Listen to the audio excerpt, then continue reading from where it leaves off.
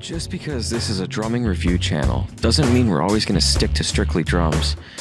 As a drummer in 2018, you need to be actively learning more skills to showcase your playing. Whether you're going to shoot YouTube videos of yourself playing drum covers or plan to produce your band's next album, having these skills will only benefit you. If you aren't learning how to record yourself, I highly suggest you start today. That being said, today we're looking at the Focal Alpha 80 Studio Reference Monitors. These speakers have 140 watts bi-amplification. As the name suggests, there's an 8-inch woofer and a 1-inch tweeter. On the back side here, there's XLR and RCA inputs. My only complaint with these studio monitors thus far is the standby mode. So if you have very quiet music playing for 30 minutes or more, which they call inactivity, your studio monitors automatically shut off and there's no way to disable this. It's really a tiny little thing I'm nitpicking, but it does get annoying sometimes. The frequency range of the Focals is 30 Hz to 22 kHz. I bought these studio monitors after being frustrated with my KRK Rocket 8s. They were very loud, but my mixes really sucked. Part of it was I was really bad at the time, but I couldn't hear the clarity in what I was mixing. Once I upgraded to the Focals, it was like everything opened up and I actually started listening better when I was mixing. I could really hear the high frequencies popping out in the guitars and cymbals that needed to be tamed.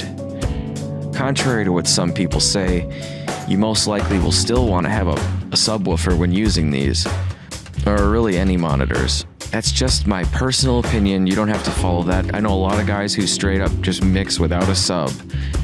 But if you use a sub, just be mindful of the monitoring volume, especially if your room isn't treated well. If you don't have a sub, you can still get great mixes with these monitors. I just like to have that extra bottom end when I'm mixing. For a price of $499, these are the perfect studio monitors for someone who's upgrading from a lower level set like I had. Speakers are extremely flat and not colored at all. You can really crank them up if you want to please your artists when working with them in the studio. The biggest difference for me was now having the ability to really hear the clarity in the high end. I honestly couldn't believe how harsh my mix sounded when I used to work with the KRKs. For $1,000, there's really no better speakers at this price point. One side note, these speakers don't come in a pair, so you're going to have to purchase them individually. The next step up from here would probably be the Atom A7X monitors, but if you don't have that kind of budget and want to get something more affordable, I would get these. They have the extra low end, tight mids, clear sounding highs. If you're considering buying these studio monitors, there's a link in the description to get them at the best price.